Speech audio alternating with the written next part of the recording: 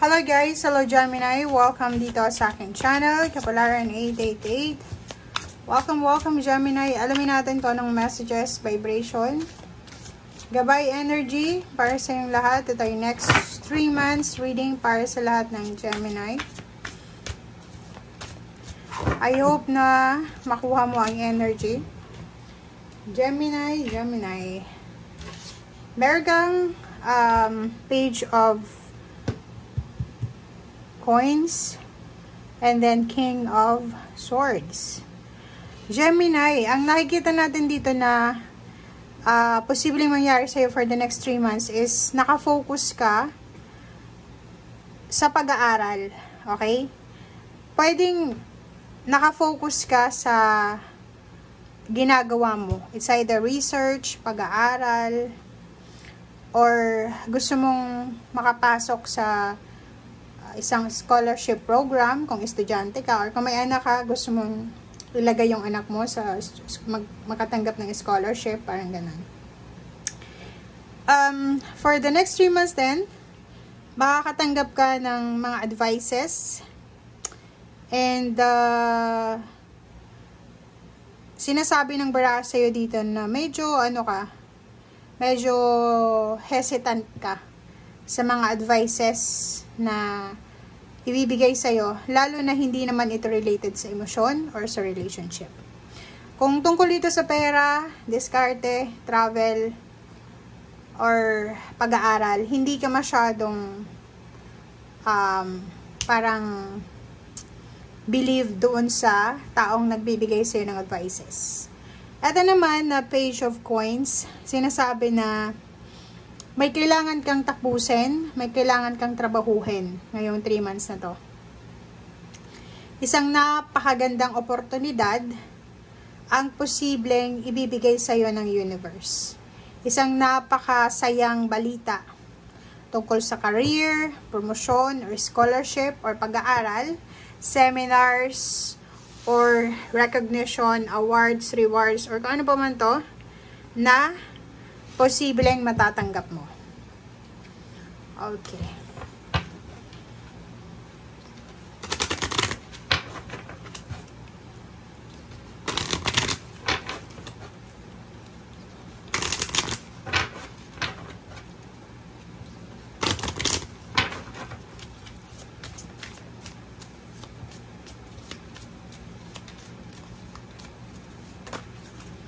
Okay, wow, 10 of coins.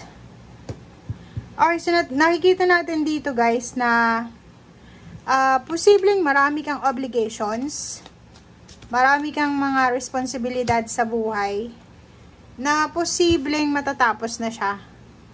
Okay, so ibig sabihin na like for example, nagpapaaral ka ng anak, ng apo, or kung ano pa man to, posibleng matapos na ito. Makakapagtapos na siya, or ikaw mismo, kung ikaw estudyante, makakapagtapos ka na.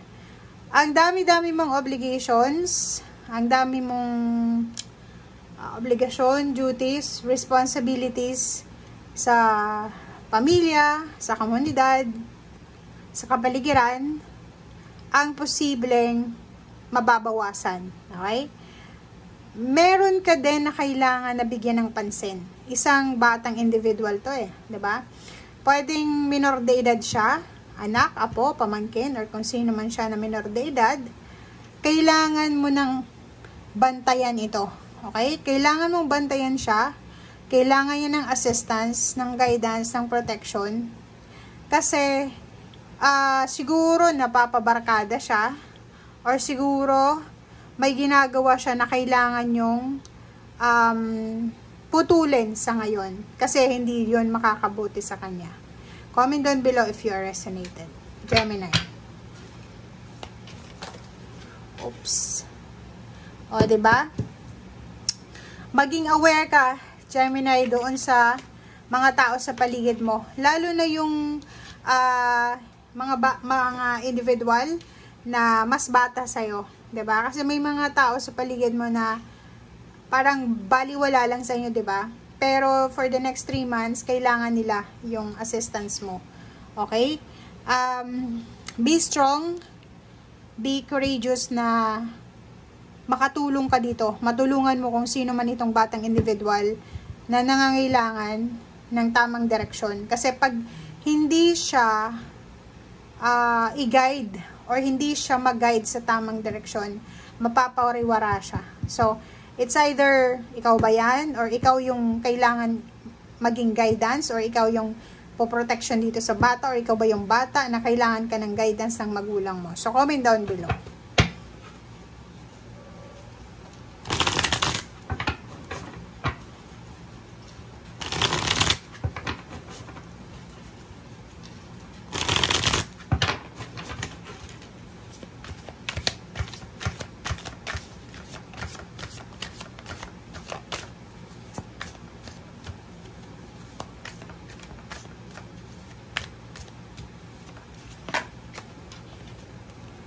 Okay, first two cards natin is the Empress and Queen of Discs. Babae. Dalawang babae to, Gemini. Dalawang babae ang napaka-importante sa buhay mo. Okay? It's either boss mo siya, pwedeng boss mo to, or eto naman, asawa mo, or mother mo, or sister mo.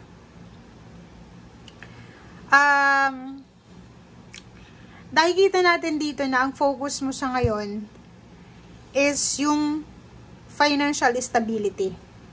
Ang focus mo is yung mahawakan itong financial freedom na to na hawak ng Queen of Discs.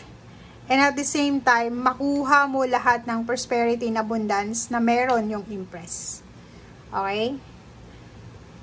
Ang isang mensahe dito sa ng Empress na marami siya na pwedeng i-offer sa'yo ng mga bagong ideas, inspiration, na pwedeng magdala sa'yo ng determinasyon and motivation. But, make sure na aware ka sa kakayahan mo. Okay? So, for example, huwag kang magsisimula ng isang business, huwag kang mag-a-apply sa isang company or sa isang trabaho na may plano ka din na umalis, mag-resign. So, ang sabi ng baraha sa'yo dito, make sure na kung may plano ka na pumasok sa isang company, sa isang business, make sure na pang long term ito. Okay? Kasi, masasayang lang yung energy mo dyan. Okay? Ang tagal-tagal mong naghintay, nag-apply, tapos pag nakapasok ka na, magre-resign ka, so, useless daw. Diba? So, kung makikita mo dito, maraming pagbabagong magaganap sa buhay mo, Gemini. May travel, may makakaalis sa sitwasyon na stagnant sa buhay nila. Lilipat ng residence, lilipat ng company, lilipat ng bansa. Maraming bagong ideas para mabago yung takbo ng buhay nila. And may naghihintay sa'yo ditong recognition, rewards, awards, victory, success, tagumpay. Okay? So, overall, sinasabi ng baraha sa'yo dito na napaka-successful ng 3 months na to sa'yo. Ang dami mong abala ka.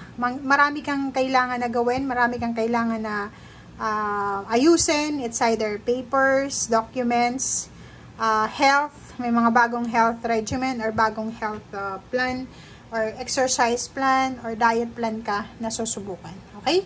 Thank you guys and see you again. Bye!